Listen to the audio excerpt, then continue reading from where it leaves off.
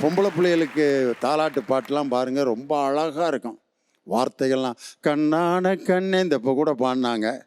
பழைய பாட்டெலாம் பார்த்தீங்கன்னா, முத்தான முத்தல்லவோ முதிர்ந்து வந்த முத்தல்லவோ கட்டான மலர் அல்லவோ கடவுள் தந்த பொருள் அல்லவோ. கண்ணதாசன். பட்டுக்கோட்டை கல்யாண சுந்தரம் சின்னஞ்சிறு கண்மலர் செம்பவளவாய் மலர். இப்படி பெண்ணுக்கு வர்ணித்து பாடியிருக்காங்கன்னா, ஆம்பளை பேலை யாராவது ஒரு அப்பா இப்படி வர்ணித்து பாடின மாதிரி ஒரு பாட்டு இது வரைக்கும் நான் பார்த்ததே இல்லை. இருக்கு. என்ன இருக்கு? ஏன் பிறந்தாய் மகனே. அது வர்ணித்து பாடினதா? ஏன் பிறந்தாய் மகனே. ஒரு அப்பா மகனை பார்த்து பாடுற பாட்டா? இதில் அடுத்த வரி வேற. நான் பிறந்த காரணத்தை நானே அறியும் முன்னே நீயும் வந்து ஏன் பிறந்தாய் செல்வ மகனே அப்படின்னு. இன்னொரு பாட்டு ஒன்று இருக்குது. நாம் பெத்த மகனே நடராஜா இப்போ ஏண்டா பிறந்தே மகனை பார்த்து இப்படி சலிச்சு போய் தான் அப்பாக்கெல்லாம் பாடுறாங்க. ஆனால் என் மகனுக்கு நான் என்ன பாட்டு பாடுவேன் தெரியுங்களா? கேளாய் மகனே கேளொரு வார்த்தை நாளைய உலகின் நாயகன் நீயே. இந்த பாட்டை தான் நான் என் மகனுக்கு, அவன் சோர்வாக இருக்கிற நேரத்தில் அந்த 4 வரியை நான் பாடுவேன். என் மகன் வந்து இந்த திரைப்படத்துறையை தேர்ந்தெடுத்துட்டானே அப்படின்னு ரொம்ப வேதனைப்பட்டுக்கிட்டு இருந்தேன்.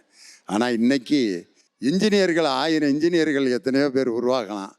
ஆனால் திரைப்படத்தில் என் மகன் வந்து ஒரு ஸ்டாராக இருக்கிறத பார்த்து நான் கைதட்டுற ஒரு ரசிகனாக நான் மாறுறது தான் எனக்கு ஒரு மிகப்பெரிய சந்தோஷமாக நான் நினைக்கிறேன். அப்படிப்பட்ட ஒரு நல்ல மகன், அந்த மகன் எனக்கு மகனாக கிடைச்சது எனக்கு ஒரு பெரிய பெருமை, சந்தோஷம். ரொம்ப நன்றி சார், ரொம்ப நன்றி. Thank you so much for time. இந்த நேரத்தை உங்கள் மகனோட வந்து எங்களோட பகிர்ந்துக்கிட்டதுக்கு மனமார்ந்த நன்றி. உங்களோட திரைப்படம் வெற்றி பெறவும் மனமார்ந்த வாழ்த்துக்கள். ரொம்ப thank you sir. Thank you sir, thank you, ரொம்ப நன்றி, தேங்க்யூ. இந்த டாபிக் சூஸ் பண்ணுறதுக்கு ஒரு முக்கியமான ஒரு காரணம் இருக்குது. என்ன அப்படின்னா, நீங்கள் எந்த உறவு முறை பார்த்தாலுமே கூட ஏதாவது ஒரு காலகட்டத்தில் அவங்க பண்ண தியாகத்தை அல்லது அவங்க செஞ்ச விஷயத்தை வந்து சொல்லிடுவாங்க. உதாரணத்துக்கு தியாகத்தோட அடையாளமாக நம்ம வந்து அம்மாக்களை சொல்லுவோம், அம்மா அது பண்ணுறாங்கன்னு. ஆனால் அம்மாவுமே கூட விளையாட்டு வாக்குலேயே கூட உன்னை 10 மாதம் வந்து இந்த வயதில் பெற்றேன் அப்படின்னு சொல்லிடுவாங்க. அதை ஒரு நாளும் எந்த அப்பாவும் சொல்லி பார்த்துருக்கவே முடியாது. இத்தனை வருஷம் நான் பார்த்துருக்கேன் அப்படிங்கிறது ஒரு நாளும் அப்பாக்கள் வாயிலேருந்து விளையாட்டாக கூட வராது. ஏன்னா அவங்க என்ன நினைக்கிறாங்கன்னா, நான் உனக்கு குழந்தை பெற்றுக்கிட்டேன், இது என் மகன் என் மகள், இது செய்ய வேண்டியது என்னுடைய கடமைன்னு அவங்க இயல்புலேயே நினைக்கிறதுனால தான் அவங்களுக்கு அவங்க பண்ணுறதை வந்து சொல்லணும் கூட தோணலை. நீங்கள் எல்லாரும் கொடுத்த செய்தி என்ன அப்படின்னா, உண்மையிலே அப்பாங்கிறது வந்து ஒரு குழந்தைய பெற்றுக்கிட்டா வந்துடும், அது ஸ்தானம் தான். ஆனால் பொறுப்புங்கிறது வேற.